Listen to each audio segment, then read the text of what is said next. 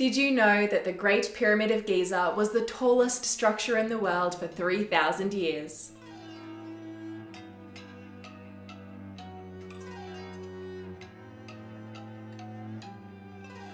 Hello and welcome to World History Encyclopedia. My name is Kelly and today's video is all about the Great Pyramid of Giza in Egypt. This video was kindly sponsored by History Hit, a company that brings you the stories that shaped the world through their award-winning podcast network and online history channel. It's like Netflix, but for history. With over 500 documentaries, 1,000 plus podcast episodes, and 5,000 history-related travel articles, History Hit are adding new programs and podcasts each week. If this all sounds pretty great, then be sure to visit historyhit.com and use our code WORLDHISTORY to get 50% off your first 3 months. And of course, as always, you can support us by joining our Patreon, which you can find a link for down below.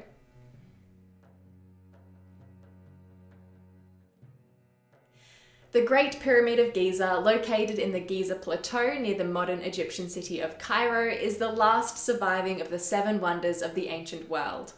The pyramid was built over a 20-year period during the reign of Khufu, who was king between 2589 and 2566 during the 4th dynasty of Egypt. The Great Pyramid of Giza was the tallest man-made structure in the world for over 3,000 years, up until the Lincoln Cathedral spire in England, which was built in 1300 CE. The pyramid is 146 meters or 479 feet high and with a base of 230 meters or 754 feet. The monumental structure was built with over 2 million blocks of stone, with some of them reaching pretty huge sizes and weights.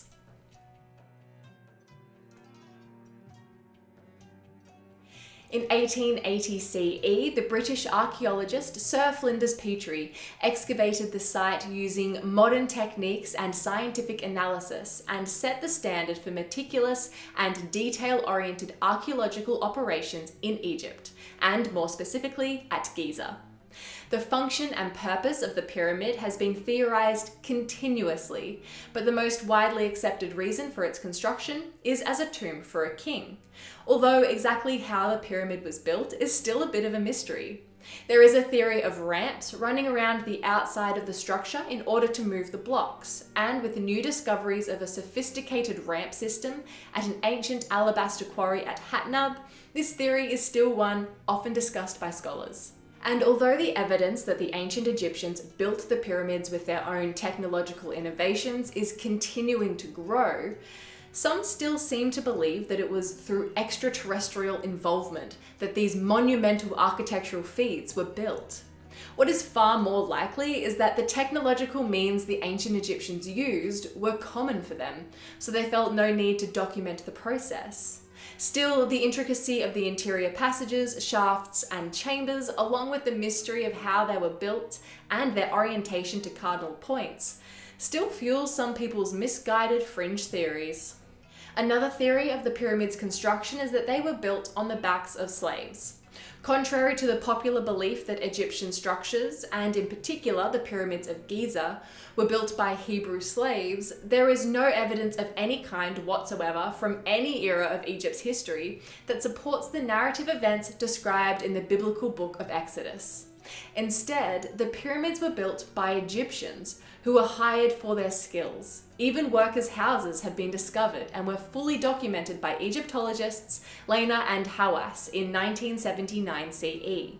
Even before these workers' homes were found, there is ancient Egyptian documentation that details payment to Egyptian workers in exchange for work on state-sponsored monuments.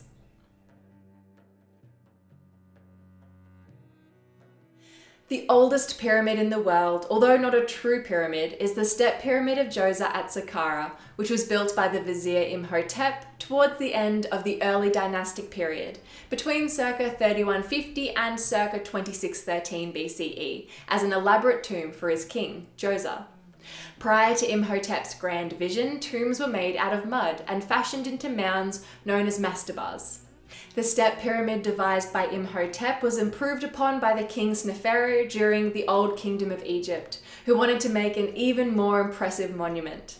He had a couple of failures, namely the collapsed pyramid at Meidum and the bent pyramid, but he learned from his mistakes and eventually built the first true pyramid in Egypt, the Red Pyramid in Dashur. The kings of the 4th dynasty became known as the pyramid builders because they were able to command the enormous resources required to build pyramids, since they were working with a stable central government and had acquired a surplus of wealth through trade. Upon the death of Sneferu, he passed this strong government and wealth to his son, Khufu, and he really hit the ground running on the construction of his grand tomb. Khufu decided to build his pyramid at the necropolis of Giza, since there were no other monuments to compete for attention.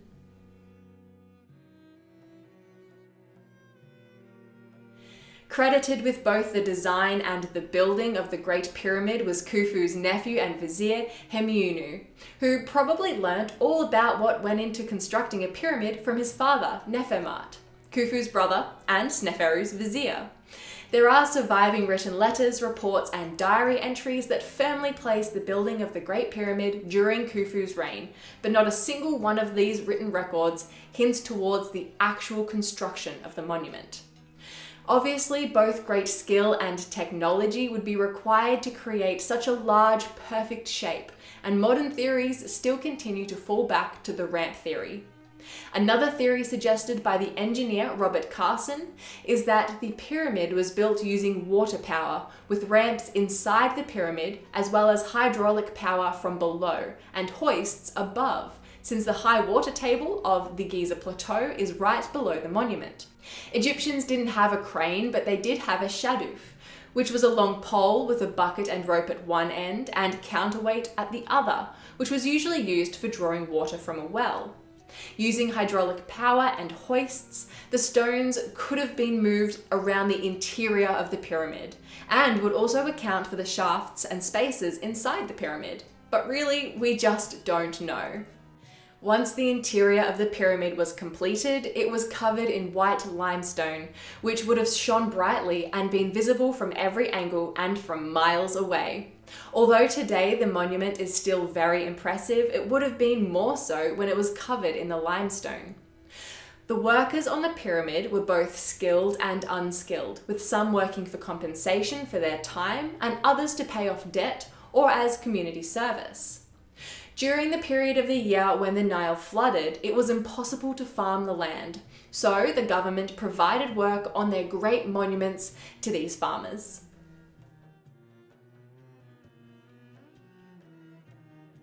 There have been numerous theories regarding what the original purpose of the Great Pyramid was, which range from fanciful to absurd. But knowing the importance of the afterlife to the ancient Egyptians, it makes sense that the Great Pyramid would be a final resting place for the king, the mediator between the people and the gods. A very important person, such as the king, deserves nothing less than a very important and grand tomb. It has been argued that since no mummies or grave goods have been found inside the pyramid, it couldn't have been made to be a tomb. But that doesn't account for the common act of tomb robbing from ancient times right up to the modern day. In the 19th century, Egyptologists recognized that the Great Pyramid was in fact looted in antiquity, probably during the time of the New Kingdom of Egypt, between circa 1570 and 1069 BCE, which was the time in which the Gizan necropolis was replaced as a royal burial ground by the Valley of the Kings near Thebes. The Great Pyramid wasn't forgotten though, since pharaohs like Ramesses the Great were still greatly interested in the site, and he had a small temple built in front of the Sphinx as a token of honor for his fourth son, Khaemweset. Work conducted in what is known as the Osiris shaft, as well as some other areas on the site, shows that there was activity from the 26th dynasty of the 3rd intermediate period, between circa 1069 to 525 BCE, and into the late period, between circa 525 and 332 BCE, which means that it was still an active site throughout Egypt's history, even after the Valley of the Kings had replaced it.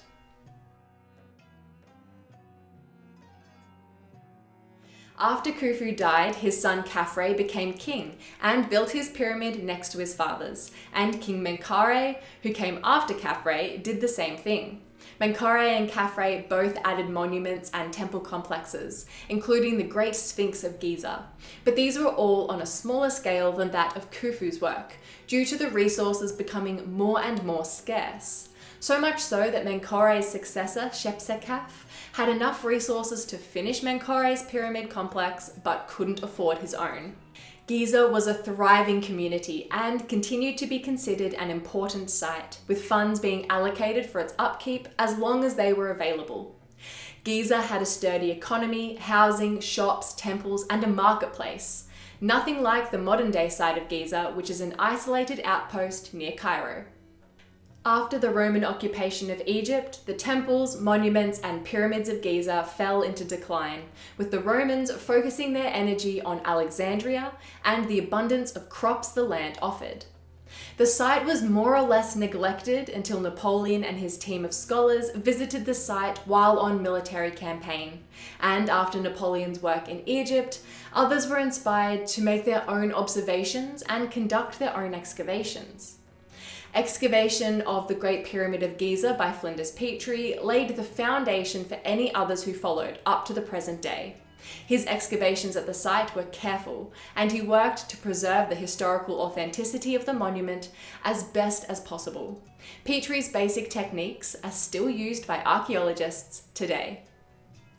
Why do you think the Great Pyramid was built? Let us know what you think in the comments below. If you enjoyed this video, make sure to give it a thumbs up and subscribe to our channel so you don't miss out on our new videos every Tuesday and Friday. This video was brought to you by World History Encyclopedia. For more great articles and interactive content, head to our website via the link below. World History Encyclopedia is a non-profit organisation, and you can find us on Patreon, a brilliant site where you can support our work and receive exclusive benefits in return. Your support helps us create videos twice a week, so make sure to check it out via the pop-up in the top corner of the screen or via the Patreon link down below. Thank you so much for watching, and we'll see you soon with another video.